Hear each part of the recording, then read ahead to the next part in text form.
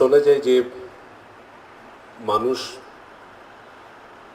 দিনে রাতে যে কোনো সময়, অনেকে বলেন যে কিছু কিছু মানুষ প্রতিদিনই অদ্ভুত হাস্যকর হয়ে যায়। আজকে আমার এখন মনে হচ্ছে যে আমি আপনাদের সামনে বড়ই হাস্যকর হয়ে দাঁড়িয়ে উঠলাম কিনা। খুব সাজগোজ করে এসে হাত পা নেড়ে আমার বন্ধুরা কলকাতায়, যুক্তরাষ্ট্রে খুব মেট্রোপলিটন গন্ধ গায়ে লেগে যাচ্ছে কিনা।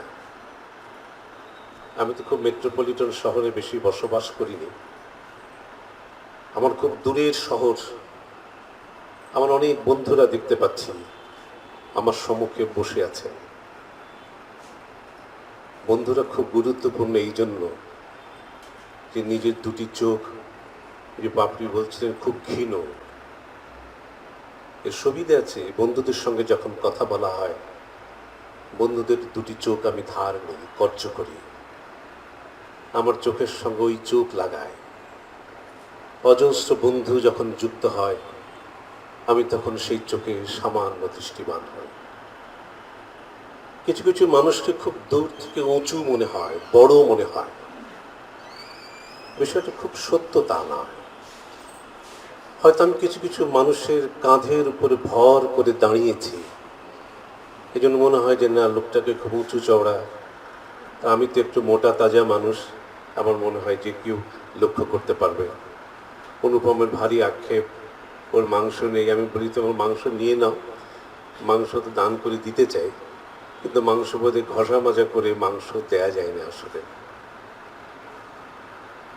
আপনারা জানেন যে আমি তো আসলে সাহিত্যের লোক নই। আমি যে ব্যবসা করি, জীবনযাপন করি, ছাত্র পড়াই, হাসপাতালে রোগীদের সর্বনাশ করি, এবং সেই সব সর্বনাশ করে যেসব ধন সম্পদ হয় ওইভাবেই জীবনযাপন করি।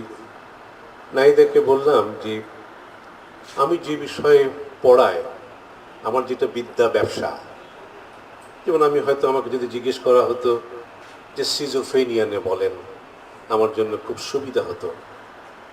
আমি যদি বলতাম যে আর্নেস্ট হেমিংওয়ে আত্মহত্যা করলেন, তার তো আসলে রোগ ছিল বাইপোলার ডিসঅর্ডার। কখনো কখনো আমি বলেছিলাম যে তাহলে ক্রিয়েটিভ মানুষের, যাদেরকে সৃজনশীল মানুষ বলি, সেই সব মানুষের অন্তর্গত জগতে কি হয়, এইটি নিয়ে হয়তো কখনো কথা বলা যেতে পারে। আজকে নিশ্চয়ই সেইটি নয়। আজকে আমাকে আরও হয়তো দূরের কিছু জায়গা থেকে বলতে হবে। ওই যে গরুর রচনা বলছিলেন, সুবিধাই যে আমি তো খুব বেশি জানি না, কাজে নানানভাবে জোড়া তালি দিয়ে কিছু কিছু কথা বলা যেতে পারে। হাস্যকর হওয়ার কথা বলছিলাম। আসলে আমার এখন সেই হাস্যকর হয়ে ওঠা। আপনাদের এই তিলোত্তমা নগরীতে এলাম।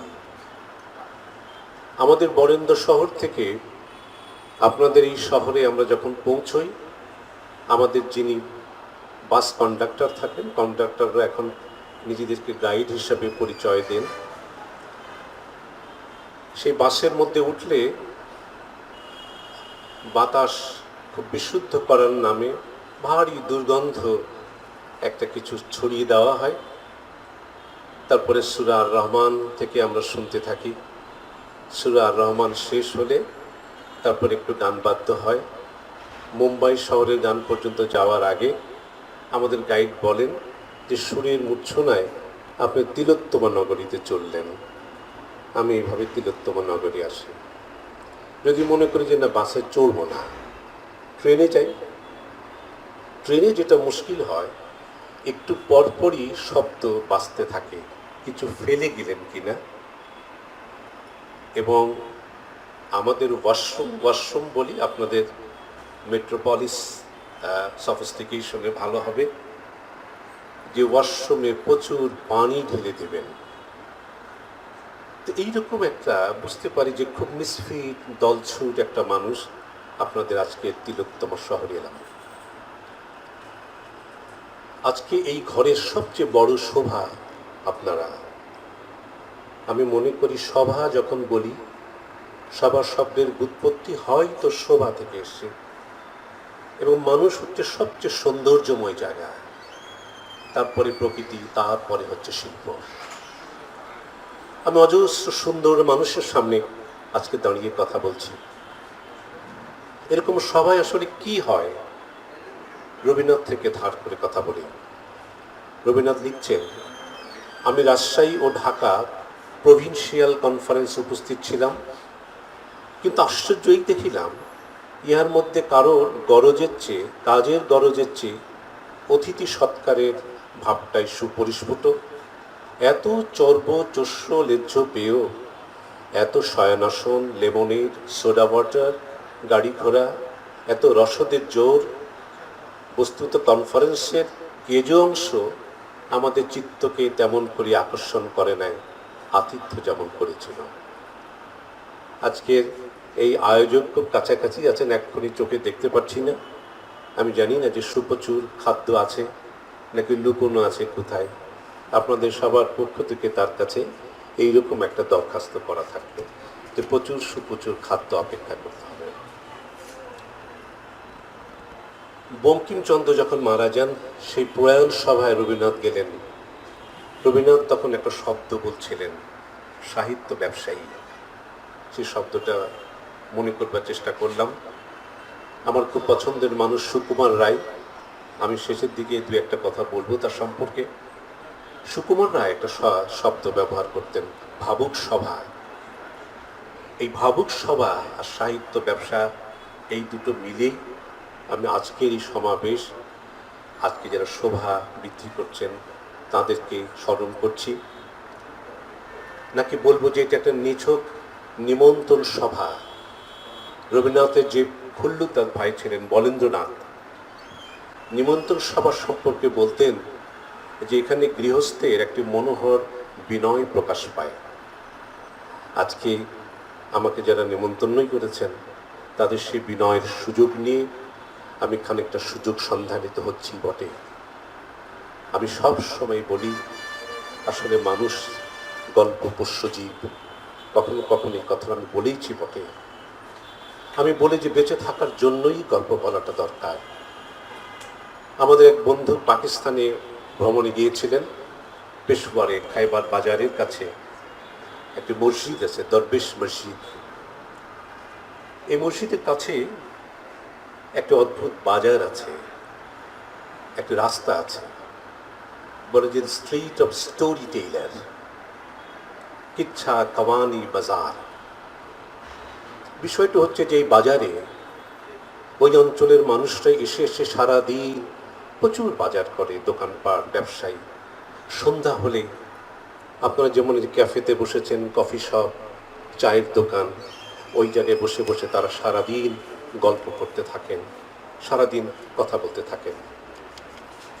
এটি ইতিহাসের একটি খুব বড় জায়গা। 1930 সালে এখানে ব্রিটিশরা প্রচুর গুলি চালায় এবং এই জায়গা থেকে একটা আন্দোলন তৈরি হয়, খোদাই খিদমতকার আন্দোলন। আমি সেটা টপকে যাই।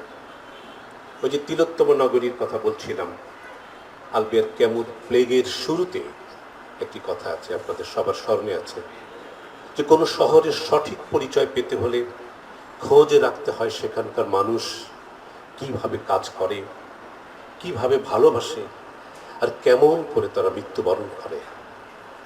শহরে আমরা সবাই আসলে উদ্বাস্ত। আমরা এখন ডিজিটাল এরার মানুষ হয়ে গেছি। আমরা যারা প্রাচীন মানুষ, আমাদেরকে লোকে বলছেন যে আমরা ডিজিটাল ইমিগ্রেন্ট। যারা আমার সামনে বসে আছেন, যারা ডিজিটাল ওয়ার্ল্ডের সমস্ত খবর রাখেন, তারা হলো ডিজিটাল নেটিভ।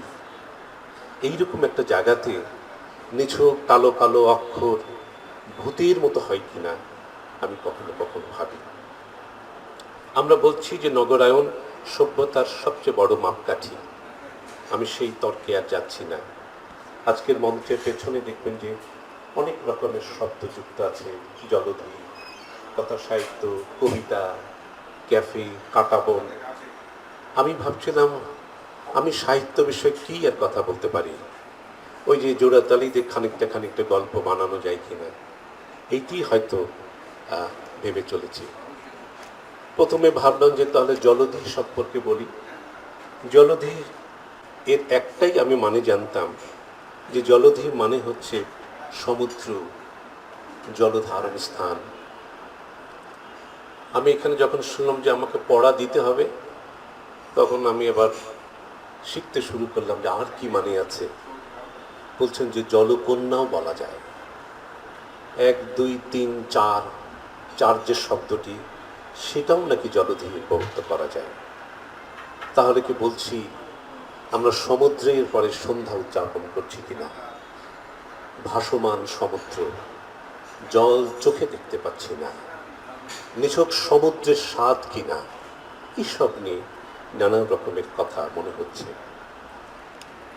আমি তখন এই জলধি নিয়ে খানিকটা খানিকটা গল্প বানাই। ওই যে বলেছিলাম যে আজকে বানিয়ে বানিয়ে গল্প বলতে হবে আমাকে। আমি বলি, যখন একা তখন নিছক 1 ফোঁটা জল, যখন আমরা সমবেত তখন আমরা সমুদ্র। সমুদ্র ভালোবাসি কেন? এর একটা গোপন শক্তি আছে। আমার চিন্তা করারও, আমাকে চিন্তা করাতে পারেন যে আমি সবসময় করতে চাই। হয়তো আমাদের সবার ভিতর একটা সমুদ্র বসবাস করে। সমুদ্র জলের ঢেউ তুলতে তুলতে নানান জায়গাতে আমাদের অভিযোগের পত্র পাঠায়। সমুদ্রকে কেবলমাত্র দাঁড়িয়ে থেকে জলের দিকে তাকিয়ে আমি কি সমুদ্র পার হতে পারি? আমি বলি, সমুদ্রের ঘ্রাণ নাও, আকাশ অনুভব করো, এবার তোমার আত্মা, তোমার শরীর বুঝিয়ে দাও। এই জলধির নিচে দেখবেন যে আজকে বিখ্যাত সড়ক, নতুন হাতি সড়ক, এলিফ্যান্ট রোড বলেন, এর একটু দূরে কাঁটা বন। আমরা যখন এই শহরে আসতে শুরু করি, কাঁটা বনের এই মসজিদে নানান রকমের গল্প গাথা শুনতাম। দেলোয়ার হোসেন সাইদি জেলে আটক হওয়ার আগে এখানে তার সেই সব সুললিত ক্যাসেট এখান থেকে আমরা খরিদ করতে দেখতাম মানুষকে। শুনতাম যে কীভাবে রাষ্ট্র অর্থনীতিতে ইসলামকে একটা মৌলবাদীর জায়গা থেকে প্রবিষ্ট করা যায়, সেই সব গোপন প্রকাশ্য নিষিদ্ধ গ্রন্থের জায়গা ছিল। এই কাঁটাবন মসজিদ থেকে একটু দূরে যখন হাঁটতে থাকি, দেখি যে পাখির বাজার শুরু হয়েছে। আমার আবার নতুন করে গল্প বলতে ইচ্ছে করে। আমি বলি যে পাখি কেন উড়ে? আসলে পাখির অপার বিশ্বাস আছে তার ডানার উপরে, এই জন্য কি পাখি আকাশে উড়ে কিনা। আমি নতুন একটা বই পড়ছি, বার্ড থেরাপি, পাখি দিয়ে কি মানুষের চিকিৎসা করা যায় কিনা। মালালা যখন গুলিবিদ্ধ হয়, তখন তার বাবা বারবার বলছেন, আমি নিশ্চিত জানি যে মালালা পাখির মতো মুক্ত হবে। আমি খুব অবাক হই যে বারবার এই কথা কেন বলছেন, পাখির মতো গুলিবিদ্ধ হওয়ার এই মানুষটির কথা। এখানে অনেকে পাখিপ্রেমী মানুষরা আছেন, বাংলাদেশে বার্ড ক্লাব আছে, বাংলাদেশে বার্ড ওয়াচাররা তৈরি হচ্ছেন। আমি তাদের কাছ থেকে একটু শিখেছি যে পাখি কিন্তু একটা সূচক। এদের একটা সমস্যা যদি দেখা যায়, ধরে নিতে হবে যে চারপাশে আমরা খুব একটা বড় সমস্যা করতে যাচ্ছি। পাখির শব্দ শোনার সুবিধা কি? আমি বলি যে আমার আত্মার শব্দ গোলযোগ তখন বন্ধ হয়ে যায়। আসলে কেউ মুক্ত না। বলি যে পাখিটা বড়ই মুক্ত। আমার মনে হয় না, পাখি তো আকাশের মধ্যেই বাঁধা পড়ে আছে। বাল্যকালে আমাদের একজন ধর্ম শিক্ষক ছিলেন, সবারই ধর্ম শিক্ষক থাকে। মাঝে মাঝে ভেবেছি যে ধর্ম শিক্ষক নিয়ে একটা কিছু লিখতে হবে আমাকে। ধর্ম শিক্ষক হযরত আবু বকরের একটা উদ্ধৃতি দিতেন, এটা ভারী লজ্জা যে আমার তোমার আগেই পাখি যাচ্ছে।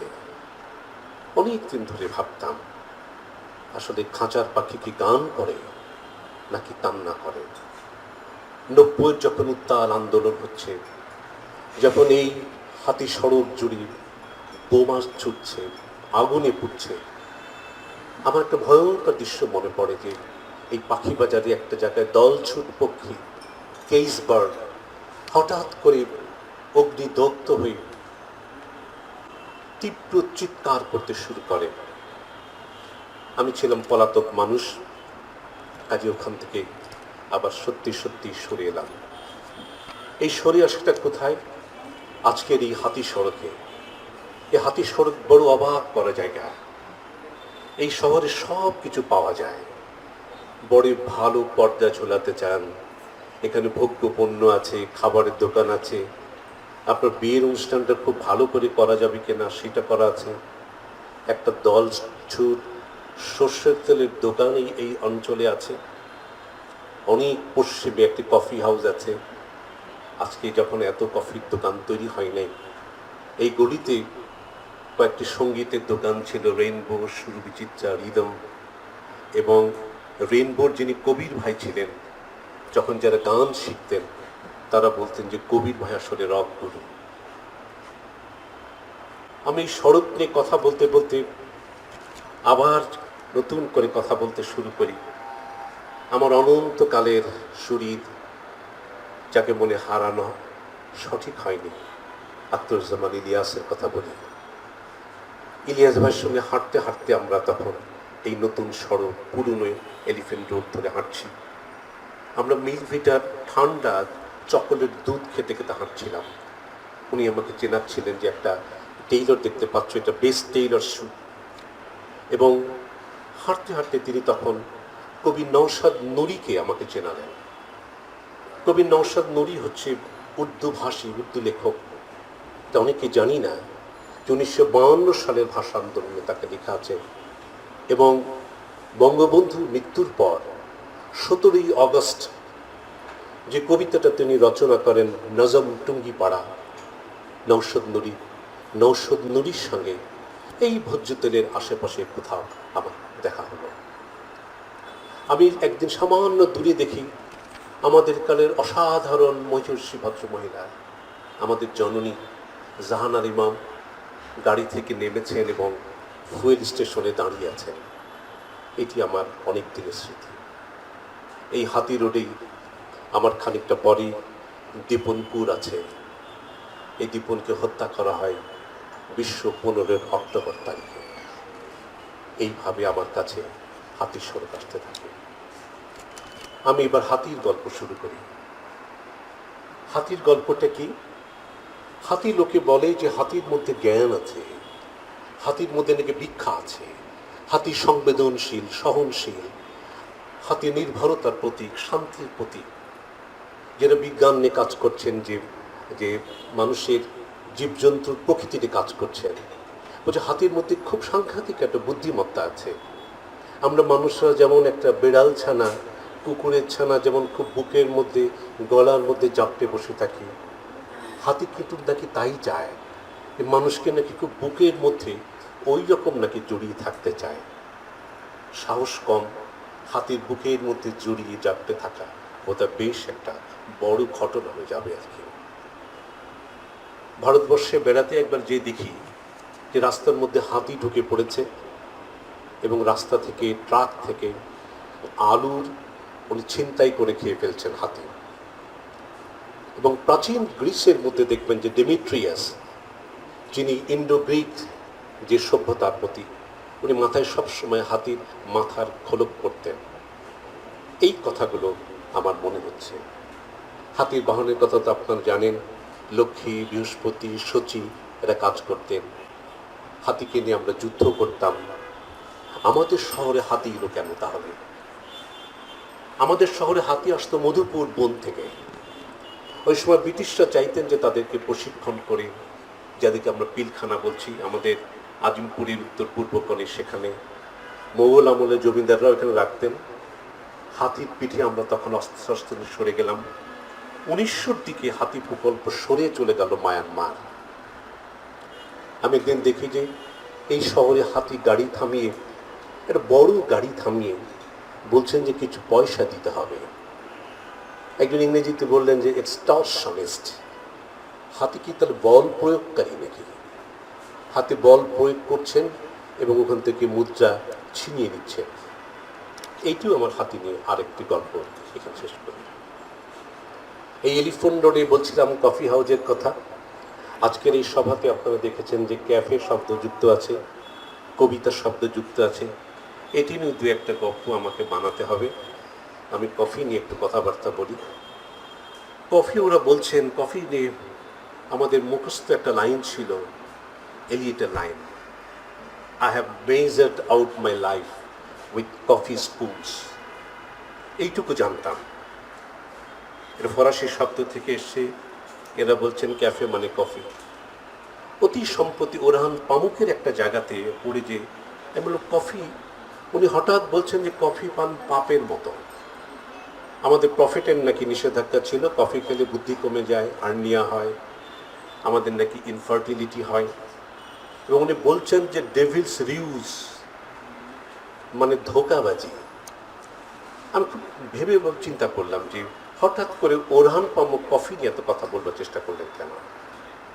আমি কফি নিয়ে একটু ভাবলাম যে দু একটা গল্প বানানো যায় কিনা। কেমু বলতেন, নিজেকে হত্যা করব নাকি এক কাপ কফি খাবো, খারাপ কফি মন্দ না। বালজাগের একটা লেখা ছিল, উনি বলছেন যে কফি যখন পেটে ঢুকে পড়ে তখন সেই কফি গড়াতে গড়াতে যুদ্ধক্ষেত্রে সৈন্যর মতো আমার পেটের প্রতি দৌড়াতে থাকে। এরপর সাদা কাগজ কালিতে পূর্ণ হয়, দেখে মনে হয় যে পুরো কাগজ বারুদে পূর্ণ হয়ে আছে। ওই পামুকের উস্কানিতে বললাম যে পাঠ করছি। লোকে বলছেন যে এটা দ্বিতীয় বৃহত্তর বাণিজ্য কফি। আজকে নাহিদের 20শে সেপ্টেম্বর, আর 9 দিন পরে সারা পৃথিবীতে আন্তর্জাতিক কফি দিবস পালন করা হবে। কফির গল্প নিয়ে শুনছিলাম। কফির গল্প, ইথিওপিয়ার একটা মানুষ ছিলেন, কালদি বলে একজন ছিলেন। উনি আসলে ছাগ চড়াতেন, ছাগল চড়িয়ে বেড়াতেন। আপনাদের জেসাসের কথা মনে আছে, জেসাস সবসময় বলতেন যে I M a good shepherd.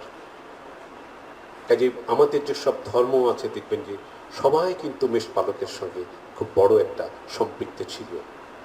ইথিওপিয়ার এই মানুষটি দেখেন যে ছাগল একদিন কিছু বেরি জাতীয় খাবার মানে জাম শ্রেণীর খাবার খেয়ে হঠাৎ করে ভারী চঞ্চল হয়ে গেলেন।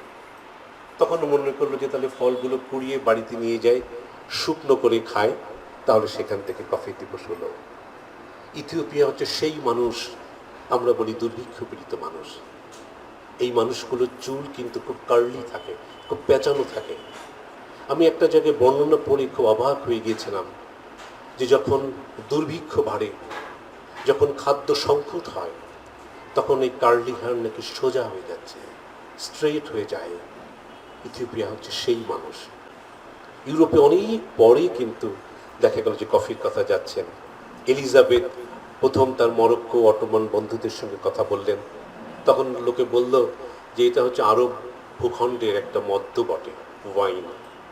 কিন্তু মক্কাতে কফি সেই সময় পান বলা হলো যে পাপের মতো। আমি মনে করলাম যে পামুক তাহলে কি এখান থেকে কথা বলছেন কিনা, যে বোধ হয় তার পাপের বিষয়। কিন্তু অটোমান বললেন যে ঠিক তা নয়। খ্রিস্ট জগতে কিন্তু তখনও কিন্তু এত কফির জোয়ার শুরু হয় নাই। তখন তারা বলছেন যে কফি হচ্ছে ডেভিলস কাপ, এটা শয়তানের উস্কানি। এরা বলছেন it is the bitter intervention of Satan causing wave of Islam. হয়তো ইসলামের একটা দমকা বাতাস ঢোকানোর জন্য কফির প্রতি ঢুকে পড়া হচ্ছে। এবং পোপ তখন বলে যে না ঠিক আছে, আমি নিজে পান করি, নিজে পান করে তারপরে বলবো যে না এটা আসলে ঠিক আসল ড্রিঙ্ক নয়। আমি বললাম যে না, অত খারাপ নয়, বোধ হয় এইভাবে ছুটে পড়ে গেলেন। আজকে যেসব কফি শপের মানুষ নানান জায়গায় আড্ডা দেয়, বিলাতে একটা অদ্ভুত ঘটনা ঘটলো। এখানে অনেক সম্মানিত ভদ্র মহিলারা আছেন। ভদ্র মহিলারা একত্রে একটা দরখাস্ত করলেন, উইমেন্স পিটিশন এগেনস্ট কফি। কেন? যে আমাদের বাড়ির এইসব যুবকেরা সব ঘর বাড়ি কামাই করে সারাদিন কফি শপে বসে থাকে। কাজে আমার মনে হয় they should make a petition, রাষ্ট্রের কাছে পিটিশন করা যায় কিনা। কফি সম্পর্কে এই একটু গল্প মনে ছিল আমার। ক্যাফে সম্পর্কে একটু বলা যায়। ক্যাফে আসলে নানা রকমের আছে। আজকাল দেখবেন যে অনেক ক্যাফেতে লেখা থাকে এটা ইন্টারনেট আপনি ব্যবহার করতে পারেন। কেউ যদি নেদারল্যান্ডে যান দেখবেন সেখানে ক্যানাবিজের ক্যাফে আছে, ওখানে খেতে পারবেন। বিলাতে ট্রান্সপোর্ট ক্যাফে আছে, মানুষ যেতে যেতে সেখানে থামে। সব ক্যাফেতে খাবার দেয় না, এটা ফরাসি শহরে দেয়। ইউরোপের প্রথম ক্যাফে ভিয়েনাতে, এই ক্যাফের মধ্যে সিগমন্ড ফ্রয়েড জন্ম নিয়েছেন, এই ক্যাফের মধ্যে ট্রটস্কের মতো মানুষ জন্ম দিয়েছেন। ক্যাফেতে কেন যেত মানুষ? বলতে মুক্ত চিন্তা করা যায়, রাজনৈতিক চিন্তা করা যায়। আমাদের ভারতবর্ষের কফির একটা ছোট্ট ইতিহাস আছে। ইন্ডিয়ান কফি হাউস চেইন, জানেন যে সেই ব্রিটিশদের অনন্তকালের নিষেধাজ্ঞা, যেটা কফি শপে তুমি ঢুকতে পারবে না। এই ঢুকতে না পারার কারণে তখন দেখা গেল যে তারা কিছু কিছু ভাবতে শুরু করলেন যে আমরা ভারতবর্ষের মানুষ কিছু কিছু খেতে পারি কিনা। কলকাতার কফি হাউস সেরকম একটা বাস্তবতা থেকে এই কফি হাউসের সঙ্গে তখনকার কমিউনিস্ট নেতা A.K. গোপালাও খুব যুক্ত ছিলেন। উনি খুব সাংঘাতিকভাবে একটা প্রোটেস্ট করলেন যে না, আমাদের এই অ্যালবার্ট হলকেই আমরা কফি বোর্ড করতে চাই। এইভাবে কিন্তু আস্তে আস্তে ছড়ে গেল। আমি যে শহরে থাকি, একজন মানুষের, আমাদের এক বন্ধুর খুব শখ হলো একটা কফি শপ চালায়। কফি শপ চালাতে যে দেখে যে খুব ব্যর্থ হয়ে যাচ্ছে, চালানো যাচ্ছে না। কেন চালানো যাচ্ছে না? বলছেন লোকজন খুব ভালো কফি খাচ্ছেন না, তখন সব জিনিস বিক্রি করছেন। আমি বললাম যে কফির দোকান চালাতে গেলে কি কি লাগে? উনি বললেন যে কফি মেকার লাগে, গ্রিন্ডার লাগে, এসপ্রেসোর একটা মেশিন লাগে, চিনি দুধ তো বটেই, ওভেন, টোস্ট এসব লাগে। আমি কফির নানান বর্ণনা শুনলাম, যেটা অ্যারাবিয়া লেখা, ও বলল যে এটা খুবই ভালো কফি। আমি শিখলাম দুটো জগতের শ্রেষ্ঠ কফির নাম, একটা হচ্ছে কফি লুওয়াক, একটা হচ্ছে ব্ল্যাক আইভরি কফি। আপনারা অনেকেই জানেন কফি লুওয়াকটা হচ্ছে, কিন্তু অনেকের শুনলে খুব হাস্যকর হয়ে যাবেন, যে এক ধরনের বেড়াল আছে, এটা ইন্দোনেশিয়াতে ওরা খায়। ওরা খাওয়ার পরে যে বর্জ্য চলে আসে, সেই বর্জ্যর ফার্মেন্টেশনে নাকি একটা অসাধারণ কফি হয়। এরকম এক কাপ কফি যদি এই দোকানে রাখা যায় তাহলে $35 থেকে $80 বিক্রি করা যাবে। উত্তর থাইল্যান্ডে হাতির বর্জ্য থেকে একটা কফি হয়, ব্ল্যাক আইভরি কফি হয়। স্যান্ডর ম্যারাক বলে হাঙ্গেরিয়ার একজন খুব গুরুত্বপূর্ণ লেখক ছিলেন, কাফকার সম্পর্কে যিনি প্রথম কথাবার্তা বলবার চেষ্টা করছিলেন। উনি খুব জোর দিয়ে বলতেন যে নো ক্যাফে, নো লিটারেচার। হয়তো এটি ইউরোপের বাস্তবতাতে তাই হয়। আমি বলি যে তা নয়। কফি শপে যে আমি আসলে ইগনোর্ড হতে চাই, কেউ আমাকে খুঁজে পাচ্ছেন না, সেটি হয়। আজকের এই যে কবিতা ক্যাফে, বিলাতের বেটারটন স্ট্রিটে এরই একটি পরিপূরক প্রতিষ্ঠান আছে, তার নাম হচ্ছে পোয়েট্রি ক্যাফে। আমি জানি না সেখান থেকেই উড়ে আসছে এই শব্দটি কিনা। আমাদের জয়পুরহাট সোনাপাড়াতে একজন কবি থাকেন, তরুণ কবি, অনেকে নাম জানেন, মাসুদুর রহমান। ওর গ্রামকে অনেকে বলে যে কবিতা গ্রাম। এইভাবে আমরা কবিতা দ্বারা আক্রান্ত হই। আমি খুব চমকে উঠেছিলাম যে আমাদের একজন অভিনেতা, আপনার জানেন জ্যাকি চ্যান, মূলত সবসময় মারামারি টারামারি করে বেড়ায়, হঠাৎ করে বলছেন যে coffee is a language in itself. আমি খুব চমকে গেলাম। আমি বলি যে কোনো মানুষই কবি, যতক্ষণ পর্যন্ত তিনি নিজেকে কবি আখ্যায়িত করছেন না।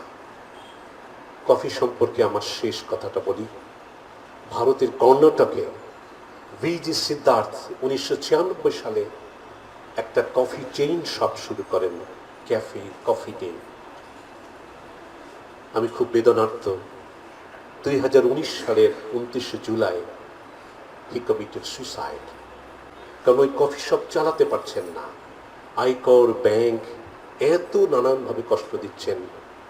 একটা নদীর মধ্যে লাশ ভেসে উঠল, এই নদীটার নাম হচ্ছে নেত্রাবতী নদী। আমি এত সব আবল তাবল ভুল গল্প বলছি, তাহলে কি ভাষার অত্যাচার শুরু করলাম? সুকুমার রায়েরই কথা, ভাষার অত্যাচার শুরু করলাম কিনা? আসলে আপনারা জানবেন যে অযোগ্য মানুষের বক্তৃতা আসলে খুব দীর্ঘ হয়ে যায়।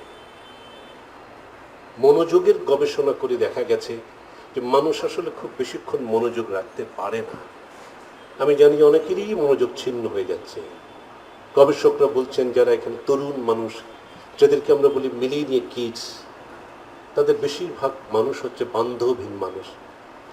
গোল্ডফিশের যে পরিমাণ মনোযোগের স্প্যান আছে, ওরা বলেন যে 9 সেকেন্ড, সেখানে মানুষের মাত্র 8 সেকেন্ড। তাহলে কি পরিমাণ মনোযোগ বিক্ষিপ্ততা তৈরি হচ্ছে এই বক্তৃতা শুনতে শুনতে। আমি এটা নিয়ে ভারী লজ্জায় পড়ছি আর কি। আমি বলি যে আসলে সব দেখা দেখা নয়, সব শোনা শোনা নয়। দুটো শব্দ মনে হচ্ছে খুব কাছের, হিয়ারিং অ্যান্ড লিসেনিং। হিয়ারিং মানে শ্রবণ করা, লিসনিং মানে মনোযোগ শোনা। এরিক ফ্রম, যে জার্মান সাইকোঅ্যানালিস্ট, উনি বলতেন যে সব মানুষ শুনতে জানে না, আর্ট অফ লিসেনিং এটা একটা খুব বড় ব্যাপার। আবার অনেক কথা বলছি বটে, সব কথা ভাষা প্রকাশ করা যাচ্ছে না, প্যারা ল্যাঙ্গুয়েজ তৈরি হচ্ছে। আমরা বলছি যে 90% যোগাযোগ আসলে মানুষের নন ভার্বাল, অর্থাৎ আমি কিভাবে কথা বলছি সেটা বড় ব্যাপার। আজকে শুরুতে আমাদের এক বক্তা বলছিলেন যে হাত পা কাঁপছে, আমরা বলি গ্লোসোফোবিয়া, কথা বলতে সংকোচ লাগছে। অসংখ্য মেধাবী মানুষ তাদের চোখ দিয়ে আমাকে দেখছেন, জামা জুতো ঠিক আছে কিনা, কথা বলতে যে ঠোঁট এদিকে বাঁকা হয়ে যাচ্ছে কিনা, বারবার অপ্রস্তুত হচ্ছে কিনা। অপ্রস্তুত তো হয়েই যাচ্ছে, কাজে এটা কোনো না কোনোভাবে আক্রান্ত করছেন। দেখা গেছে যে বেশিরভাগ মানুষ, আমরা যখন সামাজিক মিডিয়াতে কাজ করি, 3 ঘন্টার বেশি হলেই সেই মানুষটি বড় বিষাদ হয়ে যায়, মানুষ উদ্বেগাক্রান্ত হয়ে যায়। এইরকম সময়ে আমি হয়তো আমার কথা বলছি, শ্রোতারও নানান রকমের ফেকা আছে। কিছু শ্রোতা আছে সত্যিই বন্ধুত্বময়, যদি ছোট ভুল করি, ছোট পাপ করি, ক্ষমা করে দিলেন। কেউ আছেন ভারী উদাসীন, একজন মনে করলে একেবারে অজ্ঞ। কিছু মানুষ ওই যে বললেন যে প্রশ্ন করা হবে, ভয়ঙ্কর সব প্রশ্ন আমার জন্য দাঁড়িয়ে আছে, খড়গহস্ত হবেন, সেটাও খুব ভাবছি বটে। আবার বক্তার যে খুঁত সেটাও কম না। আমি কি কেবলই তথ্য দিচ্ছি, ওই যে বলছি যে তথ্যের কথা, কেবলই কি যুক্তি দিচ্ছি, কেবলই কি বিনোদন ছড়াচ্ছি, মতামত তৈরি করছি, না নতুন ধারণা উৎপাদন করছি। বক্তব্য প্রদানও একটি ক্ষমতা প্রকাশের ছল চাতুরি বটে। এখন এই বক্তা লোকটি কে, আমি আসলে কে? বুল্লা শাহ বলে একজন সুফিস গান আছেন, জানে নাকি? মে কে জানে মে কোন হ্যায়, আমি তো জানি না আমি কে। মনসুর হাল্লাজের কথা বলি, I am he whom I love and he whom I love is I. আমি ওই লোকটির মধ্যেই থাকি, আর ওই লোকটিই বোধহয় আমার মধ্যে থাকে। কাজে অপরের চিন্তা সামান্য বুঝতে পারলেও আমি ক্রমাগত বুঝতে পারছি আমি নিজের চিন্তা প্রায় কিছুই বুঝতে পারছি না। একজন বক্তার কত রকমের আইডেন্টিটি থাকে, আমি বাঙাল কিনা, বাঙালি মুসলমান কিনা, আমি এবার লেখক আবার ক্রিকেট পছন্দ করি কিনা, আমি এবার গান ভালোবাসি না গান চোখের বিষ, আমি পুরস্কৃত না তিরস্কৃত, আমার কি চাকরি আছে, আমি কি ক্ষমতাসীন দলের সাহিত্য সম্পাদক না সংস্কৃতি মন্ত্রী, না আমি খুব মোটা মানুষ, ওজন মানুষ, নাকি আমি চিকিৎসক বটে। এটি আরেক গল্পের ব্যাপার। চিকিৎসক আবার কেন লিখতে আসে? জগতের যারা পুরনো মানুষ তারা বলেন যে জগতের সেরা চিকিৎসক আসলে আমাদের মতো লোক না। 6 জন চিকিৎসকের নাম পাওয়া যায়। একজন সূর্য, একজন বায়ু, একজন বিশ্রাম, একজন জল, একজন ব্যায়াম, একজন খাদ্য। হাউ সিকনেস এনলার্জেস, মানুষ যখন অসুস্থতা হয় তখন তার অদ্ভুত জগৎটা ছড়িয়ে পড়ে। চরক সংহিতায় বলছেন, উত্তম চিকিৎসক কি করে? ওই রোগীকে মা, বাবা এবং ভাইয়ের মতো দেখে। আরোগ্য নিকেতনের কথা আবার বলি, তারাশঙ্কর বন্দ্যোপাধ্যায়ের কথা আপনার সবাই স্মরণ আছে। অসুখ হয়েছে, মা জিজ্ঞেস করছেন, জগৎ খাবি না জীবন খাবি? জগৎ মানে হচ্ছে কবিরাজ, আর জীবন মানে হচ্ছে পাশ করা ডাক্তার। কাকে খাবি? প্লেটো বলছেন যে স্লেভ ডক্টর, সে কথা বলে না। আর একটা যে ডক্টরস অফ ফ্রিম্যান, যিনি কথা বলেন। ফুকোর কথাটা খুব সাংঘাতিক। ফুকো সব বুঝেছি বলতে পারবো না। ফুকো বলছেন যে চিকিৎসকের প্রধান কাজ হচ্ছে to become political, the struggle against the bad government. Ibsen এত আগে জানতে পেরেছিলেন an enemy of the people নাটকের কথা আমার খুব মনে হয়। এরিক মারি রিমার্কের কথা আপনারা জানেন। রিমার্ক বলছেন, হাসপাতালে যাওয়া মানে হচ্ছে যুদ্ধক্ষেত্রে যাওয়া। নতুন নতুন সব বিষয় চলে আসছে চিকিৎসার জগৎ নিয়ে। চিকিৎসা নির্যাতিত হচ্ছে, চিকিৎসা নিবর্তিত হচ্ছে। আমরা নানানভাবে মেডিকেল মাফিয়া জন্ম দিচ্ছি, মেডিকেল ট্যুরিজম তৈরি হচ্ছে, সারোগেসি ট্যুরিজম, অ্যাসল্ট, ই পেশেন্ট তৈরি হচ্ছে, রিফিউজিস মাইগ্রেশন এবং হচ্ছে সুইসাইড ট্যুরিজম। আমি আর জীবনের মানে খুঁজে পাই না। রাষ্ট্র বলছেন যে না, তোমার আত্মহননের অধিকার নেই। জগতের কিছু কিছু রাষ্ট্র বলছে না, আমরা তোমাকে সুলভে আত্মহননের পথ উস্কে দিতে পারি। তার মধ্যে সুইজারল্যান্ড এখন সবচেয়ে 1 নম্বর কথা। তাহলে শিল্প সেই মিথ্যা। ভার্জিনিয়া উলফ বলতে না, সব ভুল। এই মাস্টারি করা শিক্ষক, এই সাধুগিরি, অবতার, ভালো মানুষ, আসলে সব ভুল। সত্য কেবলমাত্র শিল্পী। শিল্প সেই মিথ্যা যা জীবন সত্যের কাছাকাছি। সত্য বলছি কাকে? আমাদের কালে সব সত্য আয়নার মতো ভেঙে এক একটি কাঁচখণ্ড এক একটি সত্য হয়ে গেছেন। একজন নভেলিস্ট ছিলেন জ্যাক ক্যারক, আমাদের বিট জেনারেশনের নভেলিস্ট। উনি হঠাৎ করে একেবারে লেখাপড়ার বাইরে বললেন যে অনলি ট্রুথ ইজ মিউজিক। চলচ্চিত্রও সঙ্গীতের মতো হতে হবে, এটুকু কেউ কেউ বলছেন। কেউ কেউ বলছেন, নিজের কথা যদি বলি, আজকে আমাদের সামনে গানের কিছু লোকজন ছিলেন, বলছেন যে life without music is a mistake. আমি এগুলো শুনে ভারী চমকে যাই। শিল্পী তো তাহলে কি একা কোনো মানুষ নয়? আমি অনেকগুলো মানুষের সমাহার, অনেকগুলো চোখ এবং অনেকগুলো হাত। আমাদের সঙ্গে জিজ্ঞেস করেন, কেউ জিজ্ঞেস করেন আপনার পেশা কি, আপনি কি চাকরি করেন, কৃষিজীবী, শ্রমজীবী? আমার খুব বলতে ইচ্ছা করে যে না, আমি আসলে আড্ডাজীবী। রাসেল বলতেন ইন প্রেজ অফ আইডলনেস, এই আলস্য উদযাপনের জন্যই হয়তো সমবেত হওয়া। ওই যে বললাম, গল্প হাস্যজীব, বেঁচে থাকার জন্যই গল্প বলা দরকার। আমার জীবনের প্রথম গল্প কথকটা কি? ঘাসের উপর শুয়ে রাতের আকাশ পাঠ করতে করতে যিনি নক্ষত্রমণ্ডলীর নাম শোনালেন, আমার মনে হয় যে তিনি প্রথম গল্প কথক। হঠাৎ করে এই বেলা আমার অকাল প্রয়াত বাবার মুখ মনে হয়। তখন আমার বয়স 6। আবছা ছবি মনে পড়ে, অক্সিজেন সিলিন্ডার। আমি খাটের নিচে শুয়ে ফোঁপাতে শুরু করেছি। আমাকে কবরস্থানে নিয়ে গেছেন। আমার নিকটাত্মীয় কাঁধে চড়িয়ে শেষবারের মতো আমি বাবার মুখ দেখছি। দেখছি কর্পূরের গন্ধ, পাতা উড়ে আসছে, পিঁপড়া এবং কেঁচো বাবার শরীরের মধ্যে যাচ্ছে। বহুদিন পর্যন্ত এই ফোঁপা নিয়ে আমি রক্ষা করতে পারিনি। আমার খুব প্রিয় ফিল্ম মেকার একজন আছেন, গ্রিসের থিও অ্যাঞ্জেলোপৌলুস। 1944 ডিসেম্বরে তার বাবা আটক হয়। 9 বছর বয়স তখন। বাবা হারিয়ে গেছেন। প্রত্যেক দিন এই বাবা ফ্যাকাশে আকাশের নিচে বিস্তীর্ণ মাঠে নানান মৃতদেহের মধ্যে বাবাকে খুঁজছেন। আমার কান্নার অনুভূতি হয়। Jim Joyce portrait of an আর্টিস্টের ইয়াং ম্যানের কথা বলছেন। আমি হঠাৎ করে শান্তভাব হতে চাইলাম, কিন্তু আমি কান্নায় ভেঙে পড়লাম। কাঁদছিলাম কেন? বলছে কিছু কিছু শব্দ আমার মধ্যে এমনভাবে প্রবিষ্ট হচ্ছিল যে আমি কান্না রোধ করতে পারছিলাম না। আমি হয়তো এইভাবে একদিন চোখের ভিতরে যে ভাষা তৈরি হয়, এইভাবে আমরা আবিষ্কার করি আমাদের জন্মভূমি। অনেকে বলেন যে ল্যাঙ্গুয়েজই হচ্ছে, ভাষাই হচ্ছে আমাদের একমাত্র জন্মভূমি। আমি যে শহরে বসবাস করি, যে শহরে বসবাস বলবো না, আমার জন্ম কুষ্টিয়া শহর, পুরনো মানুষরা বলেন যে কুষ্টে শহর। সেই শহরে কিন্তু 2টো রেল স্টেশন।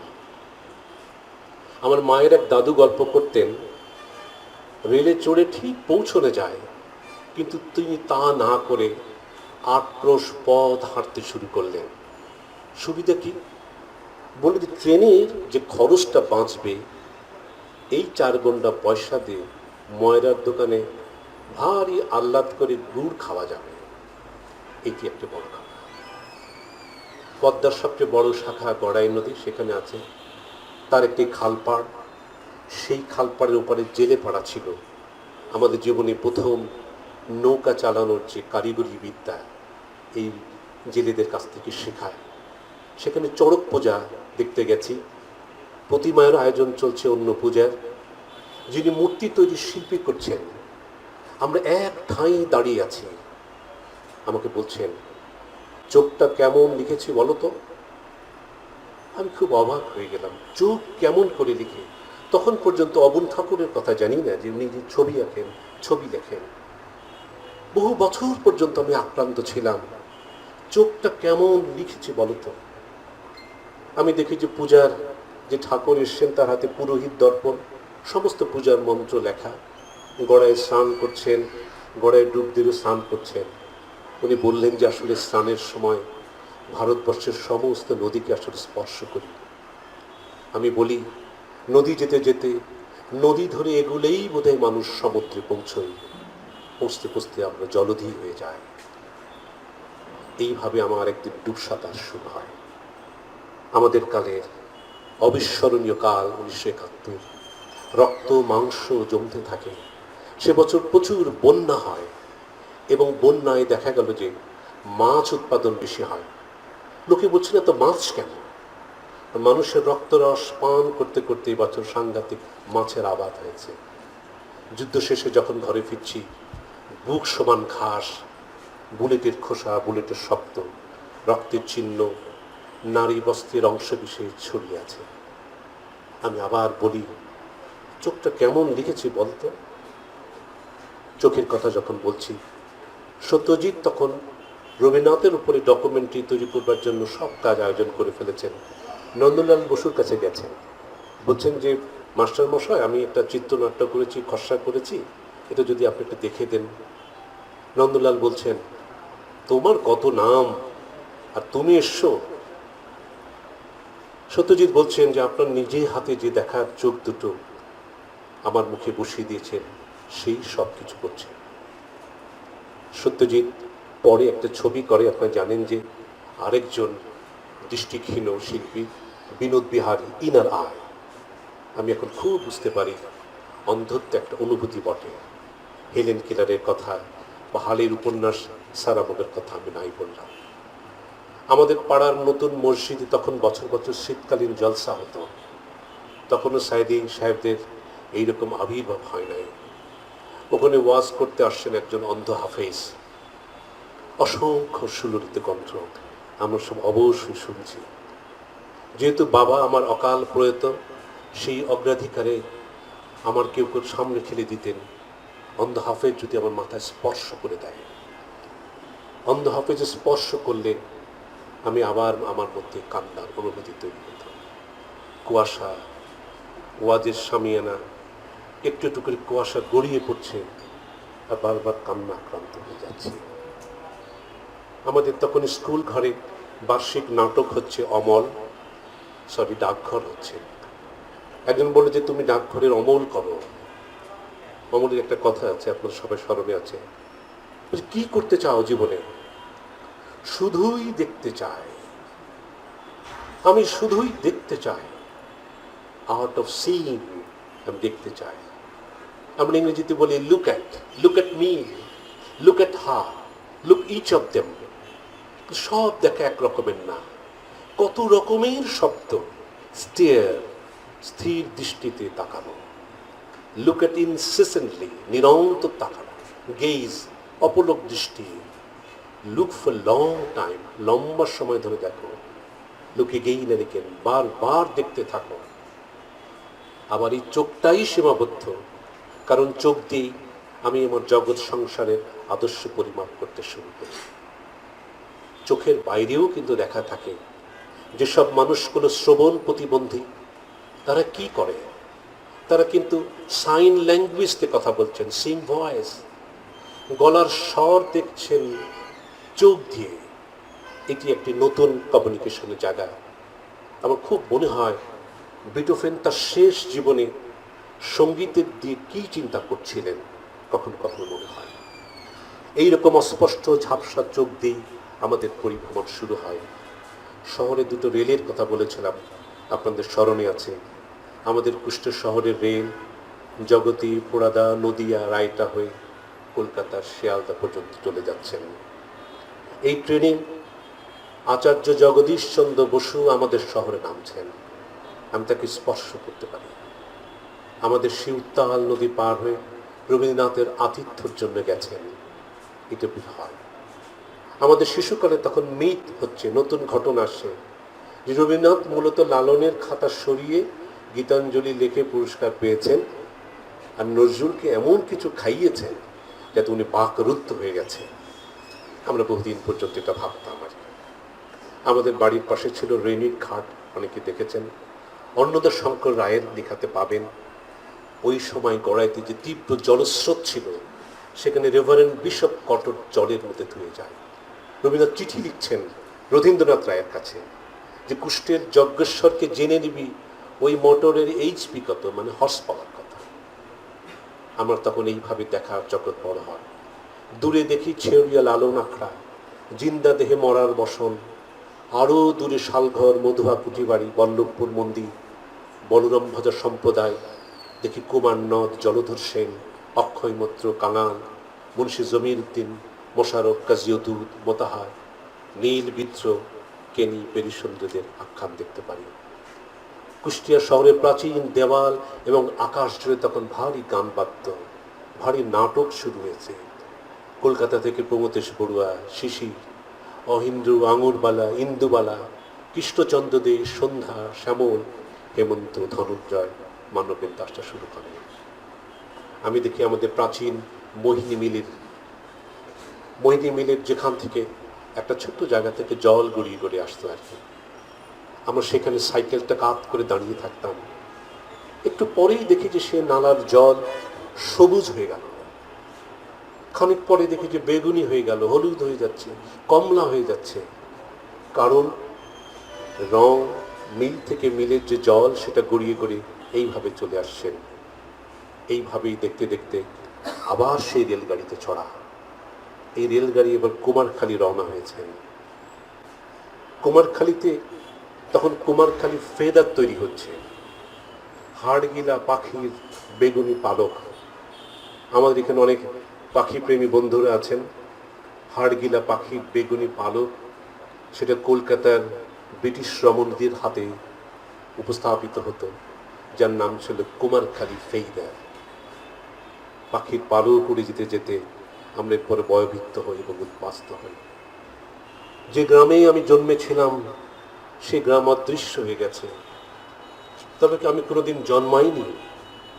এইরকম উদ্বাস্ত জীবন এইভাবে কখনো কখনো বুদবুদ করে।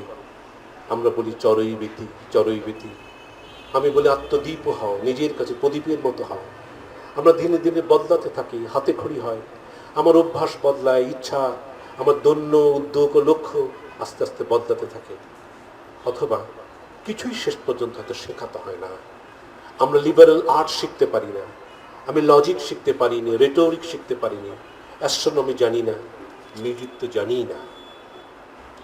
আমি বলতে পারি না শিক্ষা তাই যে স্কুল থেকে শেখার পরে ভুলে যায়। পিকাসো বলছেন, তার মা বলছেন যে সব শিশুই শিল্পী, সমস্যা হলো বয়োবৃদ্ধ পর্যন্ত শিল্পী থাকা। পিকাসো তার মায়ের কথা বলছেন, মা বলছেন যে দেখো, তুমি যদি সৈন্য হও তাহলে একসময় জেনারেল হতে পারবা, আর তুমি যদি পুরোহিত হও পোপ হতে পারবে। কিন্তু উনি বলছেন যে আমি শেষ পর্যন্ত শিল্পী হলাম এবং অনেক পরে পিকাসো হলাম। না, ভুল বললাম। আসলে শিশুর শুরুতে ভাষা শেখে না, নানান রকম ইমেজ কাটতে থাকে। অনেকে বলেন যে ভাষা শিক্ষার শুরু কান্না থেকে, মায়ের অভাব বোধ থেকে, নাকি আদতে সবই ভাষা নিজে চিন্তা করে, ভাষা ভাবনাকে নির্মাণ করে। যা কিছু ভাবি তাই ভাষা দিয়ে তৈরি। বলি ভাষা থাকে অবচেতনের মতো। চমস্কি বলছেন যে ল্যাঙ্গুয়েজ অ্যাকুইজিশন ডিভাইস, মস্তিষ্কের ভিতর একটা ব্যাকরণ থাকে, সেইটি দেখা গেল ভ্রূণের মতো বাড়তে থাকে। অনেকে বলছেন যে না, কল্পনাই সব, ইমাজিনেশন তো সবচেয়ে বড় ব্যাপার। কল্পনা অর্থ স্মৃতি নয়। আমি যখন গাছের ছবি আঁকছি, গাছের ভেতর ঢুকছি। আমি যখন শিশুর ছবি আঁকছি, তখন শিশুর ভেতর ঢুকছি। আমরা বলছি যে না, জগতের সকল ভাষা এটা কারোর সম্পত্তি নয়, এটা আমাদের কল্পনার সম্পত্তি, এবং ভাষা নিজেরই সম্পত্তি। এইভাবে কল্পনা আমাদের সভ্যতার গোপন মেরুরজ্জা তৈরি করে। আমরা এগুতে তখন ভাবি শব্দ, চিহ্ন, জগড়া দিয়ে আমরা কি ভাবি তাহলে কথোপকথন বোধহয় শেষ পর্যন্ত একটি খেলা বটে। 1985 সালে যখন ইরান ইরাক যুদ্ধ হচ্ছে, প্রশ্ন করা হলো আসলে কি যুদ্ধ হচ্ছে? বলল যে না, the Gulf war didn't take place, কারণ কি মিডিয়া ইজ দ্য মেসেজ। আমরা শুয়ে শুয়ে আমরা দেখছি আমাদের মায়া উৎপাদিত হচ্ছে। আমি বলছি যুদ্ধ উৎপাদিত হয় জাতিসংঘের অনুমতি সাপেক্ষে। আমরা বলছি যুদ্ধ মনোহর, জাহাজ ডুবি মনোহর, নিরাপদ জায়গা থেকে দেখি, শেষ পর্যন্ত কিছুই দেখি না। এখন আর বিজ্ঞাপনের চোখ থেকে যায় না, ইনফরমেশন বোমবার্ডমেন্ট, অধিক তথ্য তথ্য তথ্য। আমাদের এক বন্ধু এখন রোহিঙ্গাদের নিয়ে কাজ করছেন, রোহিঙ্গা উপযুক্ত মানুষদের কাজ করছেন। উনি বলছেন যে আমি কয়েকটা নতুন শব্দ শিখেছি। ফিট হাইম মানে হচ্ছে ফিট স্টিক, অর্থাৎ ওই লোকটাকে মাপার জন্য উচ্চতা মাপের কাঠি। একটা শব্দ শিখেছেন গালামানি, মানে ডায়রিয়া হয়ে যাওয়া। অদ্ভুত শব্দ বলছেন যে মানে হচ্ছে শরীর খসে পড়ছে। স্নানের কথা জানেন। এবং টিউবওয়েল শব্দটাকে বলছেন নাসনি ফাইভ, যেগুলোকে কন্ডম শীত দিচ্ছেন মধ্যে ফতনা, মানে বেলুনের কথা। সাহিত্য কি তবে আলাদা ভাষা। রুশো বলতেন যে ভাষা কথা বলার জন্য, ভাষা কথা বলার জন্য এবং লেখা তার পরিপূরক। হয়তো এসব থেকেই কি আসলে তত্ত্ব নির্মাণ হয়। সাহিত্যের তত্ত্ব কি তাহলে কোথায় আছে? বক্তার মাথায় যা ছিল সেই ধারণা বিবৃত করে, অথবা বলে এর সত্য অন্যত্র, অন্য অভিপ্রায়, এখানে যা প্রকাশিত হলো তার একটিও সত্য নয়। এইভাবে কিন্তু তত্ত্ব নানানভাবে আমার মধ্যে ধপকারে শুরু করে। কেউ কেউ ধমক দেন, তুমি কি বাকতিন পড়েছো, বেঞ্জামিন পড়েছো? আমি বলছি যে না, আমি খুব নিরাপদে ভুলে গেছি। একটা কার্টুন দেখেছিলাম, কার্টুনে লেখা ছিল আপনি কি টেরোরিস্ট? বলছে না, ঈশ্বরকে ধন্যবাদ। ও তাহলে নিশ্চয়ই আপনি থিওরিস্ট। আসলে এটা নিয়ে নানান রকমের তর্কের জায়গা তৈরি হচ্ছে। সাহিত্য বিচারের রকম ফের নেই, এইরকম বিভিন্নতা নেই, নানান রকমের কথা বাড়তেই থাকে। রবীন্দ্রনাথের আশ্রয় নিই। রবীন্দ্রনাথ বলতেন যে বাহিরের জগৎ আমাদের মনের মধ্যে প্রবেশ করিয়া আরেকটি জগৎ হইয়া উঠিতেছে। কোনটা প্রিয়, কোনটা অপ্রিয়, কোনটা সুন্দর, কোনটা অসুন্দর, কোনটা ভালো মন্দ, মানুষের জগৎ সেই কথাটা নানান সুরে কথা বলে। কেউ কেউ আরও ফলবান হন, কেউ কেউ বলেন যে দেখো এটা নিছক কপট ঝগড়া। বাবু হে, এসব হচ্ছে কালচারাল এলিটদের কাণ্ড কারখানা। কারণ এটি একটু পুঁজি। Literature is a cultural capital. হয়তো এইসব জায়গা থেকেই নতুন একটা ভাষার জগৎ তৈরি হয়েছে, কালচারাল স্টাডিজ। কাজেই আমাদের গল্প কাছে আবার আলাদা হতে শুরু করে। তাহলে কে কথা বলছেন, কখন কথা বলছেন, কোন ভাষায় কথা বলছেন, কোন ক্ষমতা কর্তৃত্ব থেকে কথা বলছেন, আর এই বক্তব্য দেখছেন কারা? তারা নির্ভর করছে তারা কোন সময়ের মানুষ, কত দূরত্ব থেকে দেখছেন, কত গতিতে, তার জ্ঞানের ঘাটতি জ্ঞানের প্রাচুর্যের সঙ্গে আবার যুক্ত হয়ে যাবে। আমি আবার থিওর কথা বলি, থিও আমাকে আবার ভর করে। উনি বলছেন যে ধরনের ছবি আমি নির্মাণ করি তা এক ধরনের ভাষা তাত্ত্বিক অনুসন্ধান। চলচ্চিত্র কি করে ভাষার অনুসন্ধান হয় আমি এটা বুঝবার চেষ্টা করি। পুরো খ্রিস্টান জগতে আপনারা জানেন যে ট্রিনিটি অফ গডের কথা বলে, পিতা পুত্র পবিত্র আত্মার কথা বলে। উনি বলছেন যে না, আমার কাছে হলি ট্রিনিটি হচ্ছে অভিনেতা, ল্যান্ডস্কেপ, ক্যামেরা। ওর একটা আশ্চর্য ছবি আছে, দ্য বি কিপার। বলছেন যে দেখো, এই যারা মৌমাছি প্রতিপালন করে এদের মধ্যে আসলে কবির আত্মা আছে। আমি ভেবে ভেবে ভারী চমকে যাই। উনি বলতেন যে সাহিত্যে দীর্ঘ ছোট ছোট শব্দগুচ্ছের বা অধিকার যেমন আছে, বলে দেখো আমি ক্যামেরাতে খুব দীর্ঘ দৃশ্য ভালোবাসায় আটকে পড়া মানুষ। যখন সব মানুষ গ্রিস ত্যাগ করে দূরেই চলে যাচ্ছে নিরাপদ জায়গায়, থিওকে জিজ্ঞেস করা হয় তুমি গ্রিস কেন ত্যাগ করো না? উনি বলছেন যে পুলিশের আঘাতে আমার একবার চশমার কাঁচ ভেঙে যায়। আমি এই অকারণ আঘাতের কারণ সারা জীবন বুঝতে চেয়েছি, যে পুলিশের আঘাতে কেন আমাদের চূর্ণ হয়ে যায়। আমাদের খুব প্রিয় মানুষ আনু মোহাম্মদ ভাই এই সভাতে নাই। আপনারা যখন তেল গ্যাস আন্দোলন হচ্ছে আপনারা জানেন, একবার তুমি আক্রান্ত হন। আমি শুনলাম যে আঘাতে তার কাঁচ ভেঙে গেছে, চশমার কাঁচ ভেঙে গেছে। আমি সেদিন ভারী চমকেছিলাম উনি শেষ পর্যন্ত সঠিক থাকবেন তো, এটা আমার কাছে আজকে আবার নতুন করে মনে হচ্ছে। ফকনার বলতেন দুনিয়াটা তৈরি হয়েছিল আসলে উপন্যাস হিসাবে প্রকাশিত হওয়ার জন্য। বিষয়টা কি তাই? থিও বলছেন যে না, সিনেমা হওয়ার জন্য আসলে জগৎ তৈরি হয়েছিল। আমি তার উচ্চারণ শুনি, উনি অদ্ভুত সব কথা বলছেন।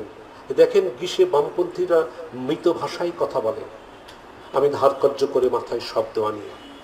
আমি বলি যে গ্রীসের পুরনো গ্রামগুলোর আত্মা আছে, আর গ্রীসের অধিবাসীরা মৃত পাথর আদর করতে করতে বড় হয়।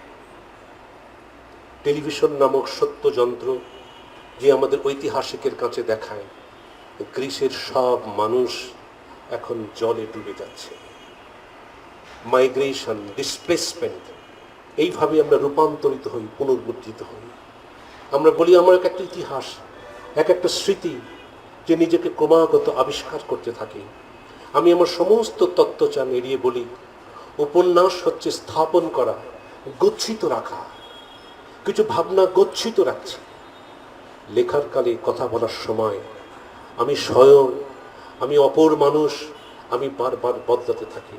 অথবা আমার দুয়ের মিশ্রণে আমার একটা বহির্দেশ রচনা হয়, আউটসাইডেডনেস অফ ল্যাঙ্গুয়েজ তৈরি হয়। অথবা বলি পুরোটাই ভাষার কারসাজি, আমি লোকটি ভাষার অভিঘাত মাত্র।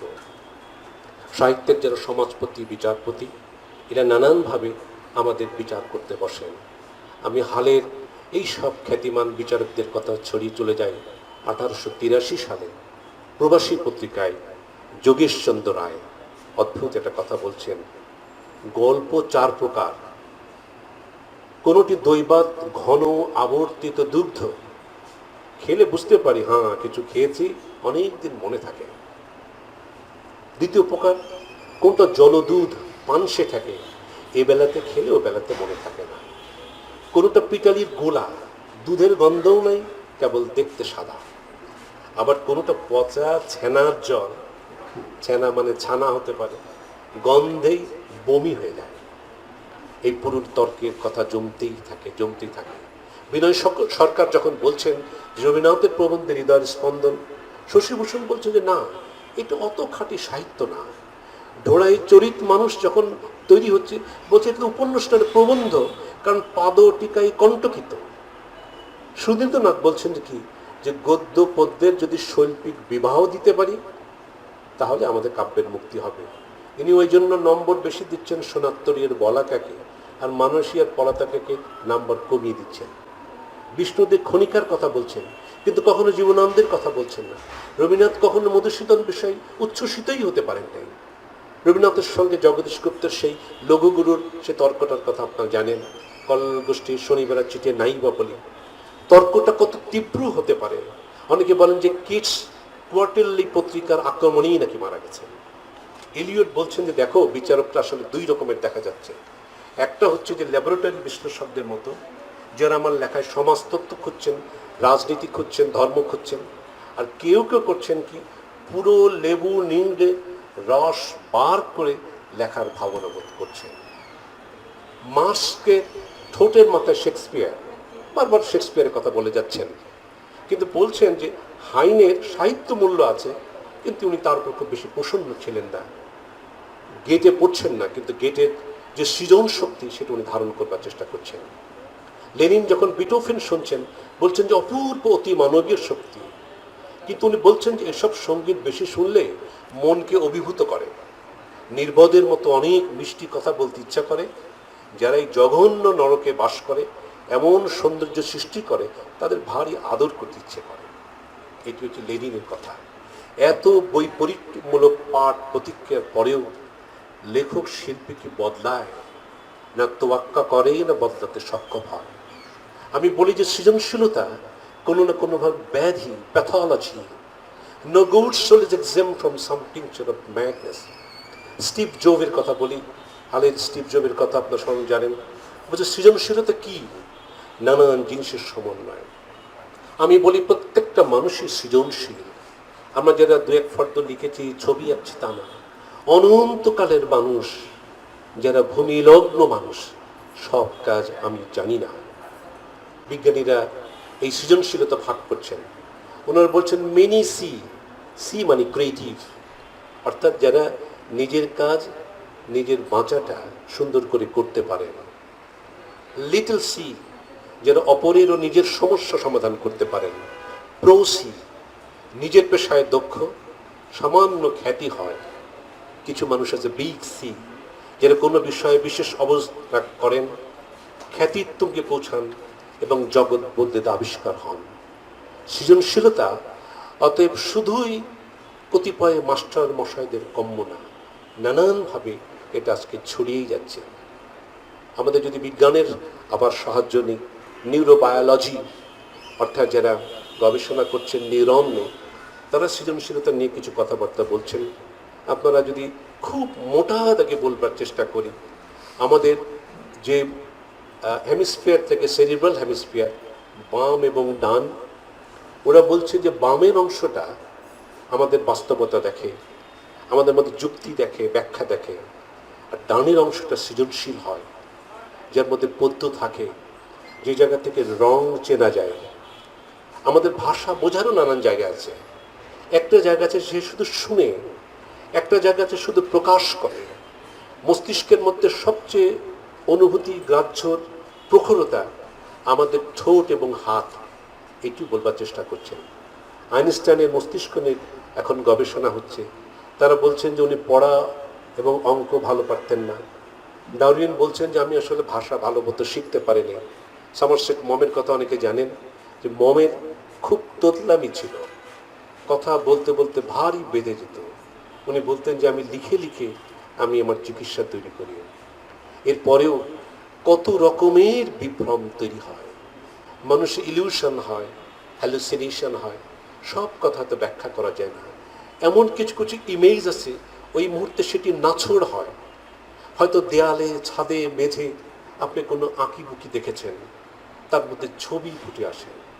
আমরা শৈশবে, আমি আবার বাবার কথা বলছি, যখন দেখছি আকাশে নানা রকম মেঘ, মেঘ কখনো কখনো ফুলে উঠেছে, আমরা মনে করতাম মৃত মানুষরা বোধ ওই মেঘেদের ঘর বাড়িতে থাকে। ফ্যান্টম লিম পেইন, এটি একটা অদ্ভুত অনুভূতি। আখতারুজ্জামান ইলিয়াসের যখন ক্যান্সার হলো, পা আক্রান্ত হলো, ইলিয়াস ভাই বলছেন মাঝে মাঝেই মনে হয় যে এক্ষুনি আমি হাঁটতে বেরিয়েছি, স্পর্শ করে দেখি যে না, আমার পা নাই, কিন্তু প্রতি মুহূর্তেই মনে হচ্ছে যে না, পা আছে। This is phantom limb pain. বিজ্ঞানের এসব নানান তর্ক পারতে পারতে আজকে ব্রেনের মধ্যে মেশিন ব্রেন ইন্টারফেয়ার চলে যাচ্ছে। আর্টিফিশিয়াল ইন্টেলিজেন্সের কথা বলা হচ্ছে, বলছে এটা উপকার কি করবে? নিরাপত্তা করবে, সার্জারি করবে, দেখভাল করবে। অপকারিতা কি করবে? অটোনোমাস উইপন হবে। দূর থেকে অস্ত্র বারুদ ছুটে আসবে, এই জলধির সব মানুষ নিঃশব্দে আমরা মৃত্যুবরণ করব। Artificial intelligence. আমার অনেক বন্ধু বলেন তাদের লেখাপড়া বইয়ের কি কোনো ভবিষ্যৎ নাই? ই বুক বাজারে ছেয়ে গেল। আমি সব জানি না, আমি একটাই জানি যে সব জানি না। আমি বললাম ই বুক যেটা কম্পিউটার, কম্পিউটার তো ঘ্রাণ নিতে জানে না, আমি তো ঘ্রাণ নিতে জানি। সৃজনশীল নামক এইসব অসুস্থতা নানানভাবে বাড়ানো যায়। সৃজনশীল কি তাহলে আমাদের আত্মধ্বংসী করে? আমি বলি যে নলেজ ইজ মেলানকলি। বুদ্ধিভিত্তিক মানুষের মধ্যে একটা বিষাদ বারবার ছুঁয়ে যায়। টমাস মান ম্যাজিক মাউন্টেনের শুরুতে বলছেন জীবন কি আমরা কেউ জানি না। অজস্র সৃষ্টিশীল মানুষ কেন আত্মহননের পথ বেছে নেয় আমরা সব কথা জানি না। এইরকম অপরূপ বিরূপ মন্তব্য, ভিন্ন মত পথ, অসম্মানের পরেও শিল্পী কিন্তু আবার বদলাতে থাকে। শিল্পী অদ্ভুত কর্মকাণ্ড শুরু করে। যেমন শিল্পী ক্যানভাসের ছবি আঁকছেন, উলঙ্গ রমণী, শিশু, ল্যান্ডস্কেপ, আবার শিল্পী বসিয়ে দিচ্ছেন। এমনভাবে আলো ছায়া ছড়াচ্ছেন যেন ক্ষণে ক্ষণে তা বদলে যায়। মানুষকে আঁকছেন অর্ধেক বুক আর পিঠ বসিয়ে। জুরিখে এমন ঘটনা হলো যে কেউ মোনালিসার গোফ আঁকড়ে ফেলল, কেউ মূত্রত্যাগের পাত্র স্টুডিওতে নিয়ে দেখা গেছে, বলছে যে না, আমরা একটা নতুন তত্ত্বের জন্ম দিচ্ছি। ওয়ারহোল বলছেন যে না, এগুলো একটাও সঠিক না। মানুষ আসলে মাত্র 15 মিনিটের জন্য খ্যাতি অর্জন করবে, এরপরেও নানান ম্যানিফেস্টো, সেই সব ম্যানিফেস্টোর কথা না বলি। আমাদের বাংলা ভূমিতে দেখছি হাংরি, কণ্ঠস্বর, স্যাড না। রমানাথ রায়ের কথা আপনাদের স্মরণে আছে। রমানাথ রায় বলছেন, গল্পে এখন যারা কাহিনী খুঁজবে তাদের গুলি করা হবে। ফ্রেন্স ফ্যানো বলছেন যে black skin white mask, desire for whiteness, আমরা কি কেবল সাদা হতে চাচ্ছি কিনা? এই ধারাবাহিকতা নবুগি অ্যাচিবিকে পড়া যায়। ল্যাংস্টন হাক্সের একটা কথা আছে, উনি যখন নিউ ইয়র্ক থেকে ফিরছেন সাংঘাতিক অনুশোচনা হচ্ছে। It was like throwing a million books bricks out of my heart. সমস্ত শেখা বই জলে ফেলে দিচ্ছেন, ভাবছেন যে তা আমার বুকের সমস্ত ইট আমি দূরে দূরে ছড়িয়ে ফেললাম। এগুলোকেই হয়তো মানুষ নিরীক্ষা বলে, এগুলিকে হয়তো মানুষ নানানভাবে পরীক্ষার কথা বলে। বাংলায় কখনো কখনো জাগরী, সতীনাথের কথা আমরা বলেছি, নবারুণের কথা, সুবিমলের কথা। আমাদের সামনে যারা আছেন তারা আরও কিছু বলতেই পারবেন। নিরীক্ষার প্রণোদনা করবার জন্য ইউরোপে নতুন নতুন ওয়েবসাইট তৈরি হচ্ছে। আমাদের একটি কথা বলে যায় আর কি, বডি আর্ট নিয়ে। মারিনা আব্রামোভিচ, ইনি সার্বিয়ান একজন আর্টিস্ট, উনি একটা শো তৈরি করলেন, বললেন যে আর্টিস্ট ইজ প্রেজেন্ট। মঞ্চে উনি 736 ঘন্টা বসেছিলেন। একজন করে মানুষ তার সামনে দাঁড়ায়, খানিকক্ষণ বসে খানিকক্ষণ চলে যায়। আমরা মনে করি যে এইভাবেই হয়তো আমাদের জীবন জগৎ তৈরি হয়। বিজ্ঞানীরা স্ট্রিং থিওরির কথা বলছেন যে সব কিছু অসংখ্য ফাঁকা গর্তের মতো। কেউ কেউ বলছেন যে আমরা একটা বড় গ্যালাক্সির দিকে চলে যাচ্ছি, আঁধার শূন্যতার দিকে। এই আঁধার শূন্যতার মধ্যেই হয়তো ইতিহাস তৈরি হয়। ইতিহাস যদি অনুসন্ধান হয়, ইতিহাস সবসময় বর্তমান, যে জন্য সব প্রজন্মের মানুষ তাদের আলাদা ইতিহাস রচনা করে।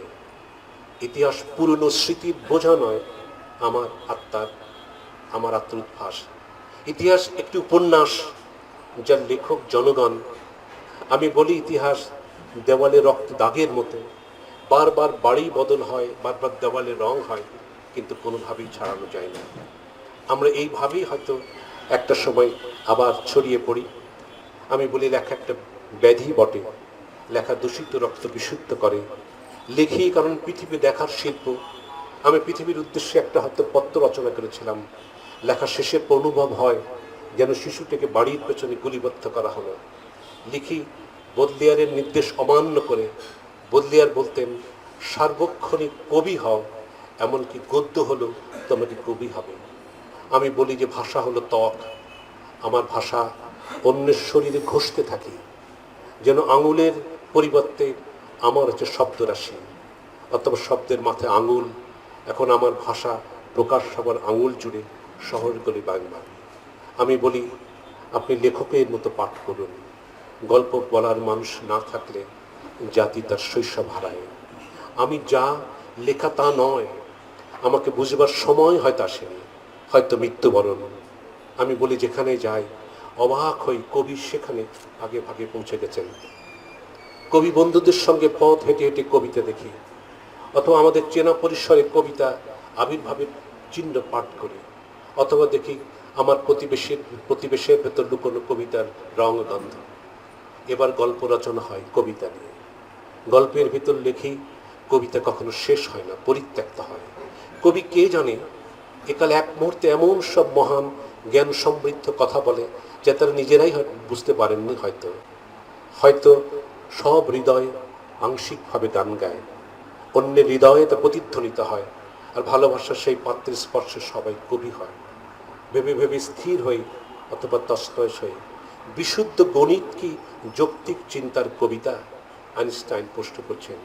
কবিতার গল্পে লিখি, ক্ষমতা যখন আমাকে দাম্ভিক করে তখন কবিতা আমাদের সীমাবদ্ধতা প্রকাশ করে।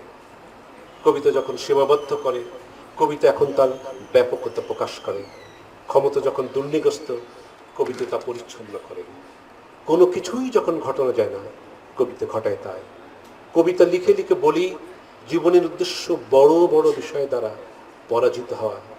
লিখি, আপনার গ্রন্থ পাঠের পর শরীর এত শীতল হয় যে কোনো আগুনই তাই উত্তপ্ত করতে পারে না। আমি বলি এটি কবিতা। যখন আপনার বাক্য ভাষা পাঠের পর শরীরে মস্তক নিশ্চিহ্ন হওয়ার অনুভূতি হয়, আমি বলি এই হলো সত্যিকার কবিতা। কবি বন্ধুদের বই চর্যাবৃত্তি করে আবার কবি বন্ধুদের জন্য শব্দ লিখি। কবি কোনো পেশা নয়, এটি একটি শর্ত, নির্মাণ অথবা অবস্থা। বলি কবিতা চাঁদের মতো, যার কোনো বিজ্ঞাপন নেই। বলি আমরা বসবাস করি আমাদের দুই মধ্য গগনের শরীর এবং সজ্ঞানে। কবিতার কবি বলেন, কবিতা আমার খোঁজে আসে, আমাকে নগ্ন করে, আমার ঘাম রক্ত পান করে এবং জীবনের শর্ত পাঠ করে। আমি বলি কবিতা আদতে জীবন যদি সত্যি অগ্নিদগ্ধ হয়, এর ছায় ভস্যই কবিতা। জীবনে জীবন যোগ করার যে মন্ত্র, হয়তো এক জীবনে আমরা সেই কাজটিই করি। শিল্পের যান্ত্রিক উৎপাদনকালে রবীন্দ্রনাথের মতো কি বলতে পারি, আমাদের জন্মভূমি তিনটি, পৃথিবীর স্মৃতিলোক এবং আত্মিক লোক। আলোর অধিক অন্ধকারে তীব্র শূন্যতা, সাহিত্য হয়তো সেই শূন্যতায় পূরণ করে। আমরা ধীরে ধীরে সেই দৌড়াতে শুরু করে আবার ছেউড়িয়ার দিকে, জিন্দা দেহে মরার বসন, মৃত্যু উৎসব চাক্ষুষ করি। নেসলে কোম্পানির যে দুগ্ধ বাজারে ছড়িয়েছে, প্রতি 30 সেকেন্ডে একটি শিশু মৃত্যুবরণ করে। সারা জগৎ জুড়ে প্রতি 40 সেকেন্ডে একজন মানুষ আত্মহনন করে। পৃথিবীর শ্রেষ্ঠ চিকিৎসক, জলরাশি, বায়ু, খাদ্য, মহাকাশ এখন বিপর্যস্ত। মাংস নরম করার জন্য ফিমেল হরমোন প্রবিষ্ট করছি, আর বলছি টেলিভিশন একমাত্র সত্য মিলিটারি ইন্ডাস্ট্রি, সব সত্য যুদ্ধ বিষয়ক সুন্দর। আমি বলছি যুদ্ধ সুন্দর, কারণ মানুষ কর্তৃত্ব করে, gas mask, megaphone, flame thrower, ছোট ট্যাঙ্ক বরাবর। যুদ্ধ সুন্দর কারণ মানুষের শরীর অপরূপ ধাতব হওয়ার স্বপ্ন ছড়ায়। যুদ্ধ সুন্দর, মানুষ ফুল ভরা বাগানে মেশিন গানের আগুন ছড়িয়ে অর্কিড বপন করে। যুদ্ধ সুন্দর কারণ লাগাতার গুলির শব্দে মানুষের ঘ্রাণে, মানুষের পচনে দৃষ্টি হয় অপরূপ এক সিম্ফনি। যুদ্ধ সুন্দর কারণ মাটি ও আকাশ জুড়ে সুবিশাল সুবিস্তীর্ণ স্থাপত্য তৈরি হয় নিরন্তর। ভূমিমাইন বড় ট্যাঙ্ক যুদ্ধ বিমানের মনোহর জ্যামিতিক বিন্যাসে। এরপরেও আমাদের সব গল্প বলা শেষ হয় না। বঙ্কিমচন্দ্র বলতেন, বিদ্যা প্রকাশের চেষ্টা করবেন না, এটা ভারী বিরক্তিকর। সেই কাজটি আমার শেষ করতে হবে। চূড়ান্ত শেষ করার আগে বলি, ভাষা বাঁচবে তো? বিশ্ব 50-এর মধ্যে 2/3 ভাষা হারিয়ে যাবে। ভাবনা হয় প্রস্তুতের কালে আয়নার মতো সত্যখণ্ড কোথায় নিশ্চিহ্ন হয়ে যাচ্ছে। গোলকায়ন, মুক্তবাজার, মানব বোমা উৎপাদন, আমাদের ইকোনমিক হিটম্যান, সব গদ্য পদ্য রচিত হয়। আমরা ভূমি বিচ্যুত হই, দেশ উৎপাটন হয়, উন্নয়ন পরবর্তী কাল তৈরি হয়। ইউনেস্কো বলছেন যে বাংলা মধুরতম ভাষা। আমি মুক্তধারার খানিকটা অংশ দেখি। রাজকুমার অভিজিৎ গেছে শিবতরায়ে, তার মনে তোলা, প্রায়ই রাতে একলা মুক্তধারার ঝর্ণাতলায় গিয়ে বসে থাকে। জিজ্ঞেস করলাম কি হয়েছে? ও বলল, এই জলের শব্দে আমি আমার মাতৃভাষা শুনতে পাই। আমি বলি, জলের শব্দ তো স্মৃতি, জলের শব্দ মায়া, ইতিহাস, কবিতা, গদ্যপদ্য। অনেক পরেই বুঝতে পারি 50 জীবন লেগে গেল, আমার আসলে প্রতিভা বলে কিছু নাই। নিছক বন্ধুদের প্ররোচনায় এই যৎকিঞ্চিত ছাইভস্য লেখা তৈরি হলো। আসলে সুকুমার রায়ের যে গল্প ছিল, ভুল গল্প, ভুল গল্পের ভুল মানুষ, সেই গল্পের মধ্যে রামবাবু আর বৃন্দাবন বাবু ভারী প্রতিযোগিতা করছেন।